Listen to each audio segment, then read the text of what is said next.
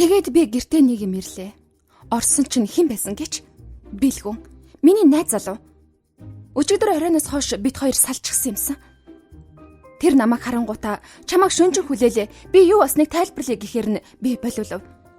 Надад үнэхээр тэрнийг сонсох цаг байсангүй. Бид хоёр хамт шатаар доошилж тэр миний цүнхийг гарт минь бариулаад намайг тайвширхаар дахин нэг удаа тайлбарлах боломж өгөөч гэлээ. Тэгээд тэр давхиад алга болов. Би бүх зүйлийг сайн бодмоор байсан чи яг одоо тех цаг надад байсангүй. Би хоёр гартаа тор дүүрэн юм барьсаар офис дээр очлоо. Өглөөж над руу залгасан зохион байгуулагч уурандаа дэлбэрэх шахан зогсож байлаа. Чи чинь хаач чихва? Яагаад залгаад байхад утсаа авахгүй байгаа юм бэ? Би үннээ л хэллээ. Хоёр гартаа тортой юм бариад автобусанд явж байсан болохоор утсаа авч чадсангүй. Наад чинь миний дуудлагыг авахгүй байх шалтгаан биш л байна да. Гээд надад өг шийтгэлээ бичиж байгаа юм шиг үзгээ гартаа барьчихаж. 3 удаа утсаа аваагүй гэдэг чинь 15 нийт 60,000 төгрөг. Энэ сард суудах шүү. Юу вэ? Би дахиад л цалингаасаа хасуулчихж байгаа юм уу? Өчигдөр орой 150,000, өнөөдөр 60. Энэ сард би ер нь цалин гэж юм авах юм уу? Тэр намайг дахиж юм хэлэхээс өмнө би чиний нэгч төгрөгийг өөртөө авах гээгүй байна. Миний утас нэгжгүй байсан болохоор би эргэж залгаж чадаагүйгээ нэг хэлэх гэснээ шал дэмий шалтак тоочсон болох байхаа гэж бодоод боллоо. Төв офсоос төлөөлөгч ирчхийг үн чамд харин аз боллоо шүү. Хурдан очиж ажилдаа биэлд гэж тэр тушаалаа. 10 минут ч хүрэхгүй хугацаанд бид гэс хөнгөн ширээ засч амжив. Зэбэ 3 удаа шалгаж харсны дараа бидний хүлээж байсан төв офсын төлөөлөгч ирж байна гэж ажлын ах хэллээ. Цахилгаан шатаж дуугарлаа. Цахилгаан шатны хаалга онгойтол юу вэ? Нөгөө мангар вэ штэ? Бурхан минь, би эндээс энэ дэлхийгээс алга болчихмаар байлаа. Нэгэнт алга болчихж чадахгүйгээс хойш тэрэнд харагдахгүй тулд доошоо харж зогсохоос өөр арга зам надад байсангүй. Сайн байцгаана уу? Намайг оргил гэдэг. Та бүхэнтэй танилцах гэж байгаадаа баяртай байна. Гэж нөгөө мангар өөрийгөө танилцууллаа.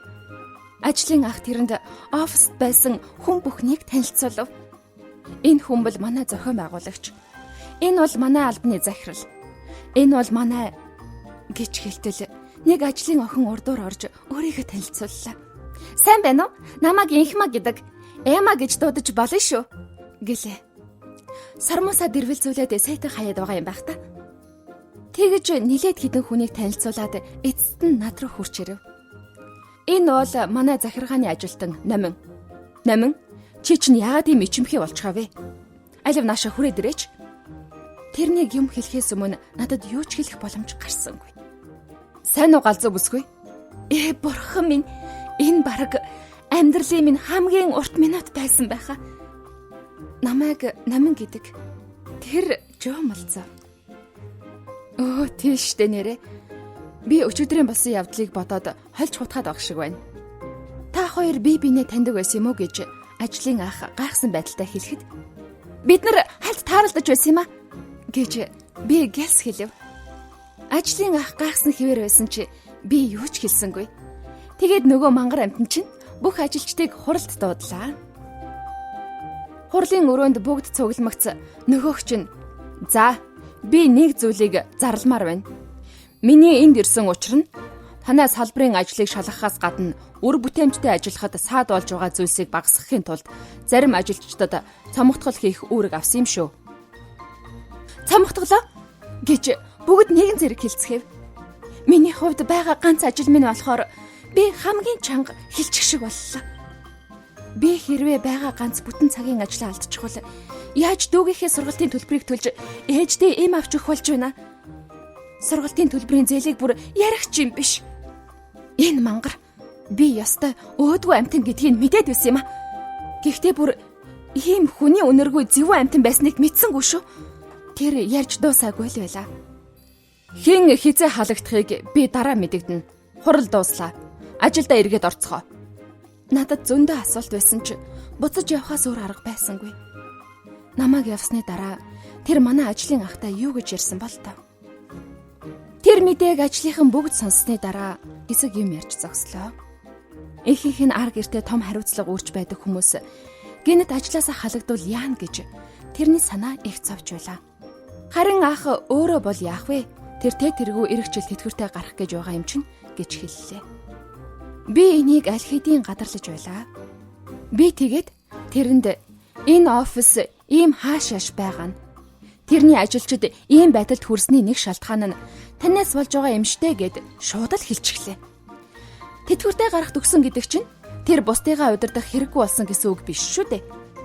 Тэр энэ компанийг уруудах өгсөх бүхэл үед энд байсан байж таараа. Харин одоо тэр ажилдаа ямар ч итгэхгүй болж өөрийгөө хөгшин хэнд ч хэрэггүй болсон гэж бодож байгаа нь бусдыгаа буруутгахаас илүү өөрөө хариуцлага хүлээх ёстой шалтгаан нь. Миний ингэж хэлснийг сонсоод тэр нилээд гайхсан ч эцэст нь миний хэлсэн үгийг үнэн гэдгийг хүлээн зөвшөөрлөө. Тэгээд би тэрэнд хэрвээ бага хിവэр нь авч үлдмээр байгаа бол бага илүү үр дүнтэй удирдахад нь би туслахыг хүсэж байгаагаа хэллээ. Хэрвээ миний зөвлснөөр хийгээд ажилчдаа халахгүй үлдээж чадах юм бол хэлснээр чинь болёо гэж зөвшөөрлөө. Энэ салбарын тухайд эцсийн шийдвэр гаргахад санснаас удах шинжтэй шүү. Бас тэр галзуу охин. Дөнгөж ажиллаа эхэлж байхад аль хэдийн толгойн том өвчин намайг хүлээж байдаг. Өнөө оройг л гайгүйхан өнгөрүүлээд тэр охинтой дахиж харьцахгүй байх юмсан. Тусыг усаар гэж үнэн үг юм да.